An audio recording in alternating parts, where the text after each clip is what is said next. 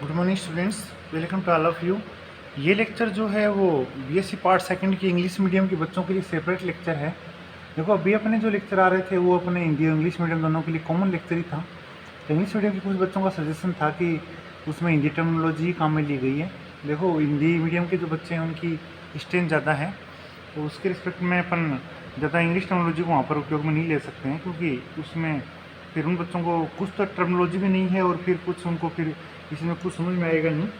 तो उसी के अंतर्गत फिर ये डिसीजन किया गया है कि अपन इंग्लिश मीडियम के जो लेक्चर हैं वो सेपरेट ही वहाँ पर क्या करें, आप तैयार करें।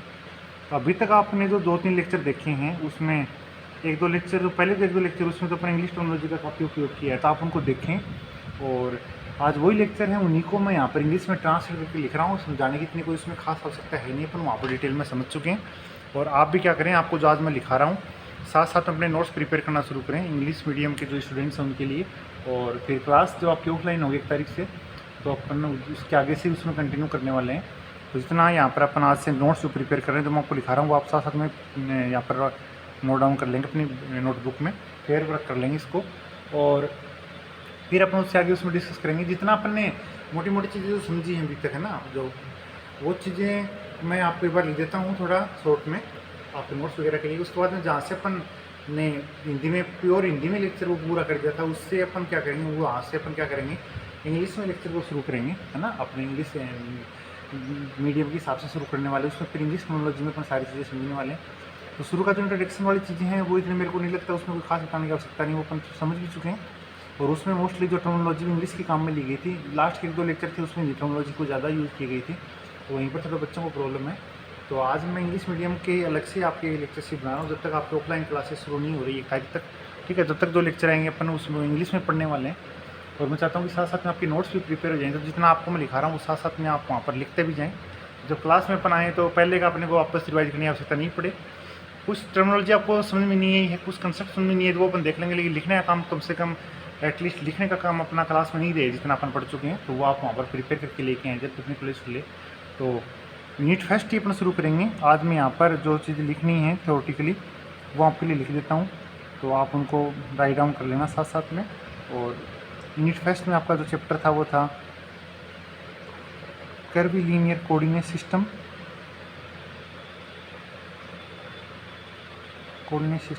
ठीक है। और ये पढ़ने से पहले अपन ने क्या किया था, कुछ कार्टेशियन कोऑर्डिनेट सिस्टम के बारे में थोड़ी सी बातें की थी ना। तो कार्टेशियन कोऑर्डिनेट सिस्टम को अपन ने जो कोऑर्डिनेट्स अपन क्या करते हैं फाइंड आउट करते हैं, वो परपेंडिकुलर अपन क्या करते हैं प्लेन में ड्रॉ करते हैं, उस फॉर्मेट के हिसाब से अपने काफ़ी सारा डिस्कस किया था। वो बातें आज यहाँ पर मैं दोबारा डिस्कस नहीं करूँगा।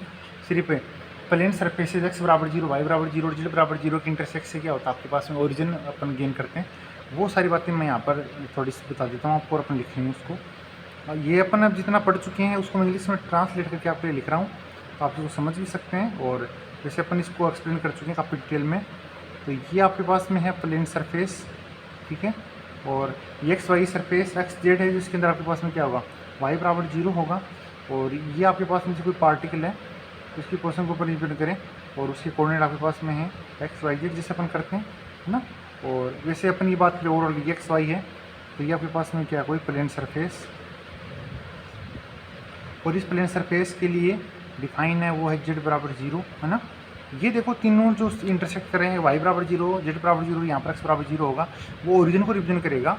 इस पॉइंट P पे के जो कोऑर्डिनेट हैं x y z, यहाँ पर आपके पास में x बराबर x और y बराबर y और z बराबर 0 जो प्लेन सरफेसेज आपके पास में है उनका इंटरसेक्ट होगा, वो रिप्रेजेंट अलग है। अपन सिर्फ रेफरेंस फ्रेम की बात कर रहे हैं। तो रेफरेंस फ्रेम की अपन बात करें तो ओरिजिन की बात करेंगे, तो ओरिजिन के लिए अपन क्या करना पड़ेगा, यहाँ पर प्लेन सरफेसेज का इंटरसेक्ट जो डिफाइन करना पड़ेगा।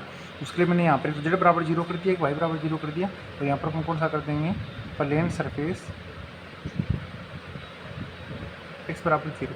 ये सारी बातें अपन डिटेल में पढ़ चुके हैं, तो यहाँ पर दोबारा मेरे को नहीं लगता कि इसको कोई रिवाइज करने में और डिस्कस करने का कोई यहाँ पर फ़ायदा है।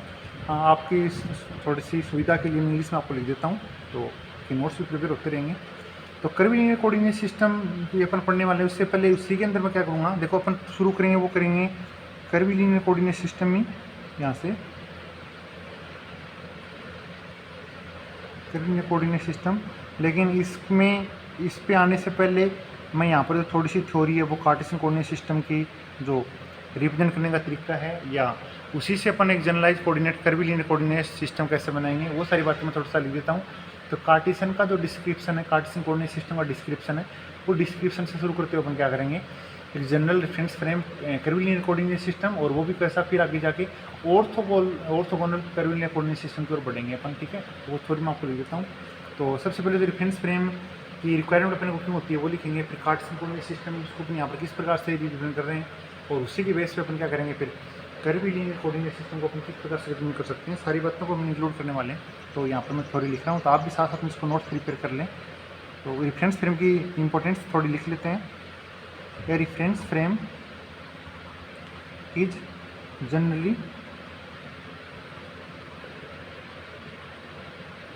required for describing the position of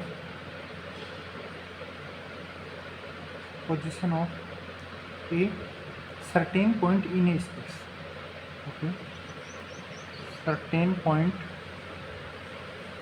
in A space, ठीक है। तो यहाँ पर इन चीज़ों को आपको बिल्कुल नॉर्मल लैंग्वेज अपन लिख रहे हैं, और ये चीज़ अपन पहले समझ चुके हैं, कोई नई चीज़ है नहीं।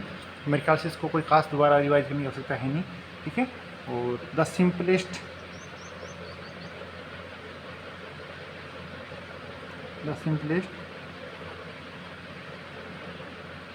Reference frame is Cartesian coordinate system, ठीक है। तो बताया गया कि किसी पार्टिकल की पोजीशन को रिप्रेजेंट करने के लिए स्पेस में कहीं पर ही पार्टिकल अपन को कोऑर्डिनेट सिस्टम की आवश्यकता वहाँ पड़ती है, रेफरेंस फ्रेम की आवश्यकता पड़ती है। और सिंपलेस्ट जो रेफरेंस अपन अपने पास में डिफाइन है वो कार्टेशियन कोऑर्डिनेट सिस्टम। अब अपने को यहाँ पर सरफेसेज की बात इसके अंदर करनी है, जो अपन सेकेंडरी पॉइंट ऑफ व्यू से देखें तो प्लेन सरफेसेज की इंटरसेक्ट के रूप में किस प्रकार से रिप्रेजेंट करते हैं, वो जो है थ्योरी में आपके लिए मैं लिख देता हूँ, जो आपको नोट्स वगैरह में आप लिख सकते हैं। तो this frame, Cartesian coordinate system की बात की जा रही है ना, this frame is made up of 3 normal plane surfaces. कौन कौन से होंगे, x बराबर 0, y बराबर 0 एंड z बराबर 0। these surfaces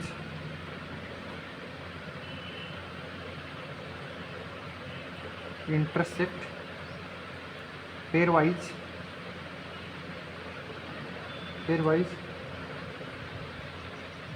in 3 straight lines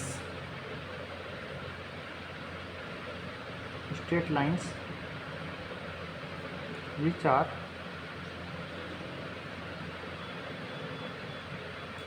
known as coordinate axis. ये सारी बातें अपन पहले पढ़ चुके हैं। आप चाहें तो अपना जो इस मैथमेटिक्स का जो फर्स्ट और सेकंड लेक्चर हुआ था उसके बारे आप रिवाइज करके देख सकते हैं, तो आपको सारी चीज़ें क्लियर हो जाएंगी। दोबारा यहाँ पर उसको बताने का यहाँ पर कोई औचित्य नहीं है, है ना। तो ये सारी बातें थोड़ी सी लिख ली कि हमने अपने नॉर्मल जो प्लेन है उससे x बराबर 0, नॉर्मल प्लेन सरफेस x बराबर 0, y बराबर 0, z बराबर 0 से मिलके बना। और ये क्या करते हैं आपस में पेयर वाइज क्या करते हैं, 3 स्ट्रेट लाइन्स पे यहाँ पर क्या करते हैं, हाँ यहाँ से अपन ड्रॉ कर सकते हैं। और क्या कहलाते हैं तो उसमें कोऑर्डिनेट एक्सिस कहलाती हैं। और अब कौन कौन से प्लेन से कौन कौन सी कोऑर्डिनेट एक्सिस यहाँ पर क्या होंगे, जनरेट होंगे, वो लिख देते हैं। The straight lines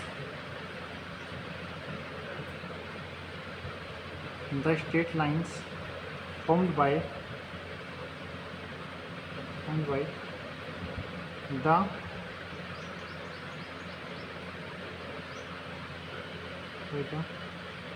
intersection of plane surfaces x बराबर 0 and y बराबर 0 called z axis और d axis and z बराबर 0 सॉरी x बराबर 0 और y बराबर 0 से निकलेगी, उसको अपन z एक्सिस बोल लेंगे। और y बराबर 0, ठीक है, एंड z बराबर 0 और x एक्सिस एंड x बराबर 0 एंड z बराबर 0 और वाई एक्सिस, ठीक है।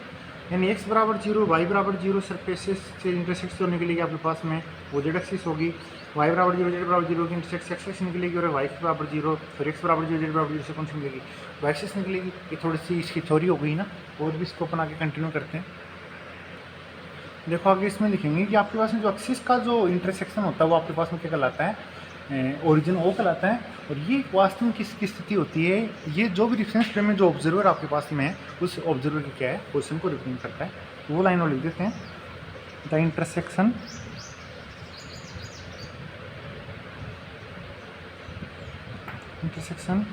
Of 3 axis called origin O and it is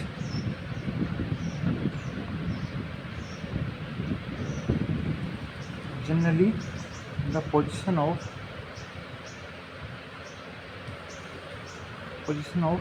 the observer, ठीक है। Intersection of 3 axis called origin O and it is generally of position of observer. वो मैंने आपको बताया तो वहाँ पर अपने एक वॉच भी उसके साथ में एसोसिएट करते हैं ऑब्जर्वर के साथ में, ठीक है। तो वो सारी बातें अपन जानते हैं, उसमें कोई इतना और एग्जाम में पूछते भी नहीं है। लेकिन इंट्रोडक्शन जो है इस चैप्टर का यहीं से शुरू होता है। थोड़ा सा अपन जब इस टॉपिक को शुरू करते हैं तो आपको थोड़ा सा ध्यान रहना चाहिए कि अपन किस फॉर्मेट को यूज़ कर रहे हैं इस मिनट में। और आपके पास में जो कार्टेशियन कोऑर्डिनेट सिस्टम में पोजीशन होगी किसी पार्टिकल की, वो डिस्क्राइब की जाएगी एक एक्स वाई जेड की एक सेट के द्वारा। और ये वास्तव में क्या होगा, एक्स वाई जेड की जो कॉन्स्टेंट वैल्यूज वहाँ पर होंगी उन सरफेसेस का इंटरसेक्शन पॉइंट होगा। और उन इंटरसेक्शन पॉइंट की जो वैल्यू अपन ले रहे हैं, एक्स का कुछ वैल्यू लेंगे, वाई की कोई वैल्यू लेंगे, जेड की कोई वैल्यू लेंगे, और वो कॉन्स्टेंट वैल्यूज होंगे, वो जो एक्स वाई जेड की कॉन्स्टेंट वैल्यूज हैं वो उस इंडिविजुअल पॉइंट के क्या होंगे, कोऑर्डिनेट कहलाते हैं। तो ये सारी बातें अपन इसके अंदर लिखते हैं, वो सारी मैं आपको लिख देता हूँ एक बार आपके लिए, तो आपको उसमें नोट्स में मेंशन कर सकते हैं ना। तो in cartesian coordinate system, in cartesian coordinate system the position of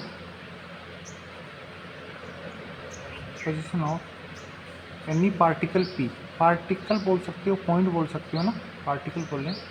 जैसे आपके पास में कोई पॉइंट पी है जहाँ पर पार्टिकल है P, E described bye a set of किसका सेट होगा, एक्स की कोई वैल्यू वहाँ पर होगी जो सरफेस इंटरसेक्ट कर रहे हैं, वाई की कोई वैल्यू होगी ना, और जेड की आपके पास में कोई वैल्यू होगी। Describe by a set of x y z where the surfaces x बराबर K1, वाई बराबर K2, जेड बराबर K3 intersect each other.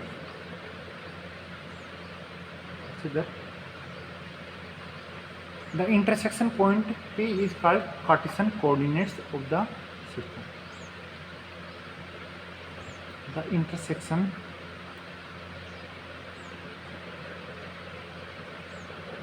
point P is called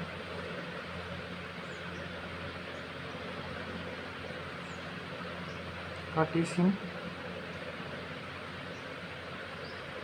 coordinates point P, ठीक है। जहाँ पर वो सरफेस काट रहे हैं, कौन कौन सरफेस किस पॉइंट पे इंटरसेक्ट कर रहे हैं, तो उन सरफेसेस के लिए एक्स वाई जेड की वैल्यू डिफाइन है ना, जो कौन सी वैल्यू डिफाइन है, वो कौन सी वैल्यू जो डिफाइन है वो आपके पास में क्या हो जाएगा, यानी आपके पास जो K1 K2 K3 के हो जाएंगे उस पॉइंट के कोऑर्डिनेट हो जाएंगे ना।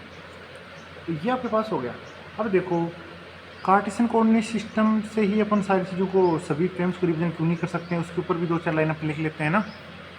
और फिर नया जो रेफरेंस फ्रेम डिफाइन किया गया वो कैसा फ्रेम डिफाइन किया गया, कर्वीलिनियर कोऑर्डिनेट सिस्टम है वो किस प्रकार से किस फॉर्म में बनेगा, वो बातें अपन डिफाइन करने वाले हैं ना। तो वो अपन देखते हैं।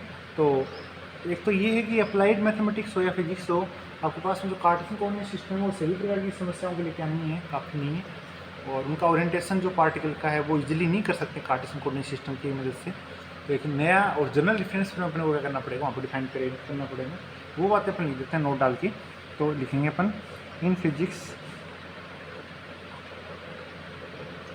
And applied mathematics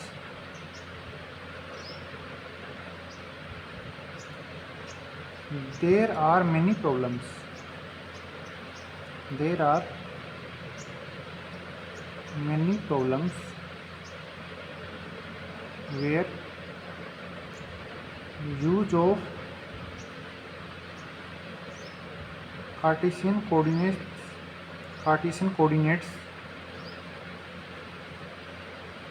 are not comfortable ना। कार्टेशियन कोऑर्डिनेट सिस्टम जो आपके पास में है उसका जो यूज़ है वो इतना अच्छा नहीं है, इतना मतलब क्या बोल सकते हैं उसको अपन अच्छे रिजल्ट उसके नहीं आ सकते हैं, कंप्लीटली रिप्रेजेंट नहीं कर सकता है, डिफाइन नहीं कर सकता अपने पार्टिकल के जो वेरियस पोजिशंस हैं उनको इंटरलेट नहीं कर सकता है, ठीक है। But the use of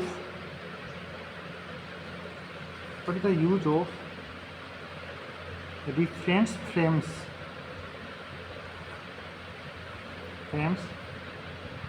according to the different symmetries, different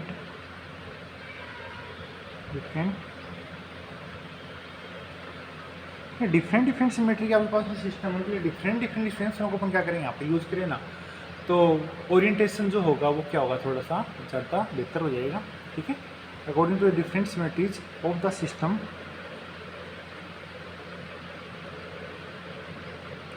make the analysis easier, ठीक है। The system make the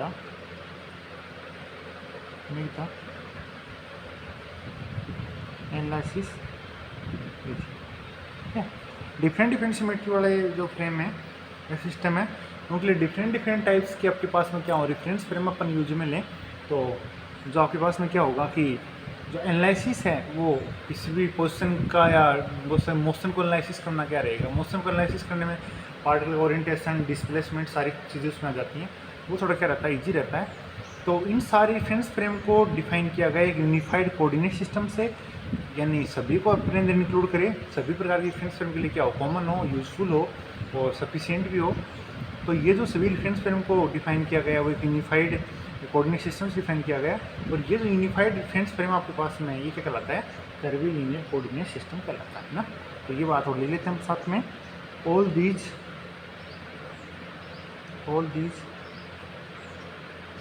reference frames are defined by a unified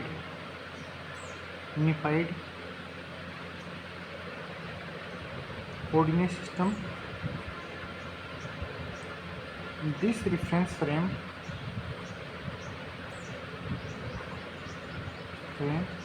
is called curvilinear coordinate system.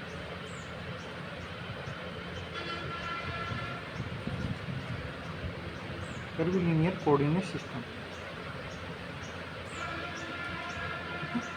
तो ये आपके पास में था कि कर्वीलिनियर कोऑर्डिनेट सिस्टम है, उसकी अपने पास में नेसेसिटी, सबसे पहले हमने फ्रेम की नेसेसिटी की बात की, फिर कार्टेशियन कोऑर्डिनेट सिस्टम है उसमें अपन पार्टिकल पोजीशन को किस प्रकार से रिप्रेजेंट करते हैं, सरफेसेस का इंटरसेक्शन क्या है, किस प्रकार से वो ओरिजिन को या किसी डिफरेंट पोजीशन को वहाँ पर रिप्रेजेंट कर सकता है। और कार्टेशियन कोऑर्डिनेट सिस्टम के एक ड्रॉबैक के रूप में बोल सकते हैं अपन कर्वीलिनियर कोऑर्डिनेट सिस्टम है जो आपके पास में यूनिफाइड कोऑर्डिनेट सिस्टम है, वो किस प्रकार से अपने पास में होगा वो तो अपन नेक्स्ट क्लास में देखेंगे, लेकिन ये अभी तक हमने पढ़ा है, थोड़ा सा इसका इंट्रोडक्शन बोल सकते हो आप इसका पूरे इस लेक्चर का। तो ये हमने यहाँ पर देखा।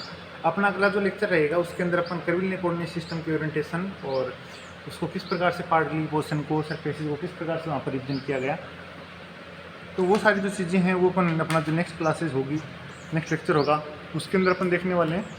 तो आप इसको एक बार नोट डाउन कर लें और अपन नेक्स्ट क्लास होगी उसमें कर्वीलिनियर कोऑर्डिनेट सिस्टम के बारे में जो चीज़ें कुछ समझने लायक हैं, इससे अपन उसके बारे में समझ चुके हैं, तो चीज़ें फिर से एक बार रिवाइज करने लायक मैं आपको रिवाइज कर दूँगा, फिर उसको अपन नोट डाउन करेंगे पूरा जितना अपन पढ़ने वाले हैं एग्जाम के पॉइंट ऑफ व्यू से।